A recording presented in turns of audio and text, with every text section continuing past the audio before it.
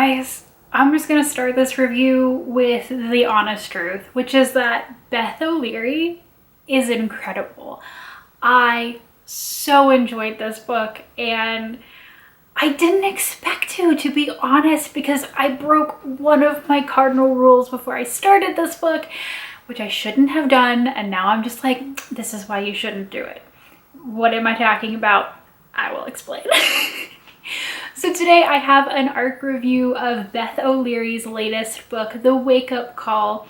I have in the past done full reviews of her book like The Road Trip, and then I also had books like Fallon Ballard's first book, which was called Lease on Love, and I had read just after reading Beth O'Leary's The Flash Air, and I was like, oh, I think these books sound really similar, until I read Lease on Love, and I was like, oh my god, it's spectacular all on its own.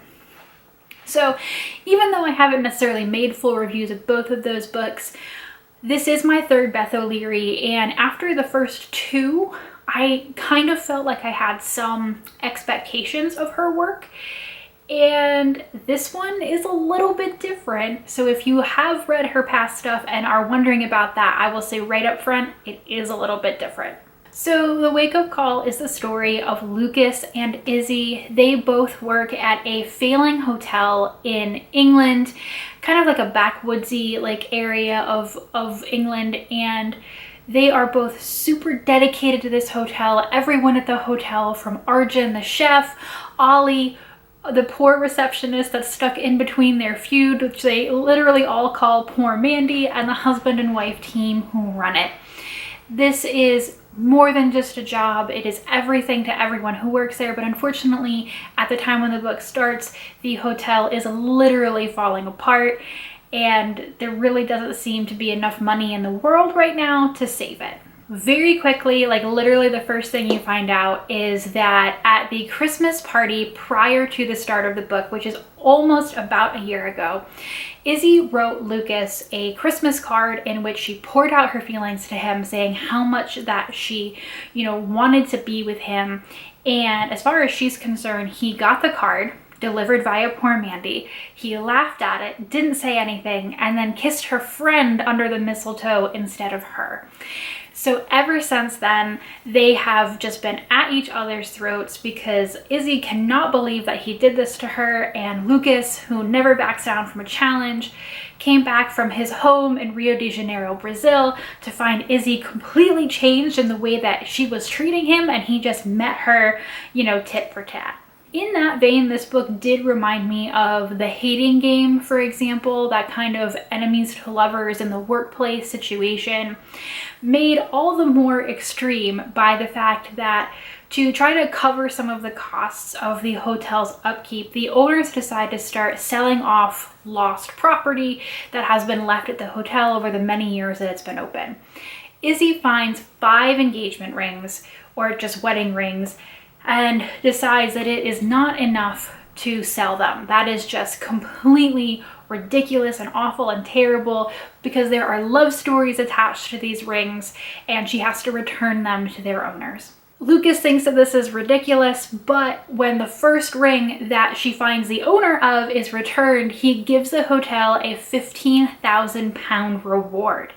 And the owners are like, you have got to find the owners of the other 4 rings, because maybe there will also be an award attached to them. Lucas and Izzy turn this into a competition between who can find the owners first, and it all spirals from there. So I mentioned at the top that I broke one of my cardinal rules. So before I can even tell you how I even felt about this opening, I have to admit something, which is that prior to starting this book, I went and I looked at other people's reviews of the book.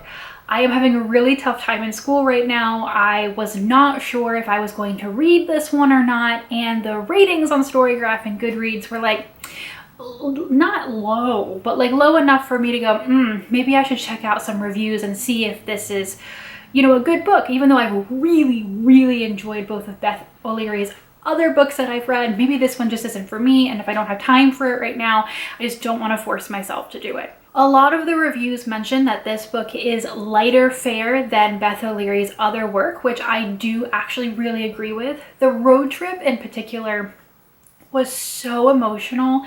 That was a second chance road trip with two people with lots of literal and figurative baggage stuck in a car driving to a mutual friend's wedding. It was just very angsty and I loved it so much. And so absolutely the Wake Up Call is lighter fare, and I understand how that can be, you know, disappointing for other fans of Beth O'Leary, but for me, it just this book felt like a really warm hug. It was really what I wanted to read right now, even if it wasn't as emotional as her other works. So if you're also seeing that out there and you're a little bit worried, I agree. It's not in a similar vein, say, to those books, but it's so worth it if a warm hug is just what you need. With that being said, having read some kind of lukewarm reviews of the book, and then with this kind of ridiculous setup at the start of the book, I was not feeling very confident that I was going to enjoy it. I felt like the whole thing with the first ring and like finding the ring owners, it all just kind of felt a little ridiculous to me. And I understand that all romance novels are a little bit of make-believe and a little bit of silly, you know, to up the ante and the fun or the adventure of the books. I understand that. But there was definitely something about the opening and this whole thing that I just kind of felt like, it feels a little bit like one step farther removed from something that I can suspend my disbelief for and still be able to enjoy it. Maybe it's because I spent most of my life working in my parents' hotel. I don't know. There was just like a lot of that just felt really, really weird and silly and kind of off to me. And I was very worried, not that the book was going to be like, you know, poppier or less emotional than her other work, but I was like, am I just even going to enjoy this plot at all? The best thing that I can say is that if you're also worried about it, give it a chance. I feel like this book kind of starts off a little ludicrous with this story and a little bit like, oh, is this for real? Like, if those were real diamonds, why would you not just sell them? Like, right? Like, I mean, I get what Izzy's trying to do there, but let's be serious. If things were as dire as they were, would this happen? Whatever. Once this gets the plot rolling and it gets Izzy and Lucas to be more in contact with each other, to learn more about each other and the different things that they've both gone through in their lives to kind of make them who they are, it really does get real fast. And while I understand that people have said this is lighter than some of her other fare, there is some still really emotional stuff going on between these two characters specifically, and the lengths that they have to look at themselves to appropriately be able to kind of like reach across this divide, this chasm that they've created between the two of them to begin to form a friendship and then a relationship. And that was really sweet. It was really wonderful. And there's a lot of stuff. Lucas has family things that he's going through. Most of his family is still in Brazil. He still feels like an outsider a little bit in England. He has issues sometimes communicating with Izzy because of their different cultural backgrounds, which is just all handled in a really lovely way, because it makes them have to explain the way that they communicate. And I love a romance novel that can model some healthy communication. And to that end, a lot of the back and forth in a lot of the novel is because Lucas has no idea the truth behind what happened at the Christmas party.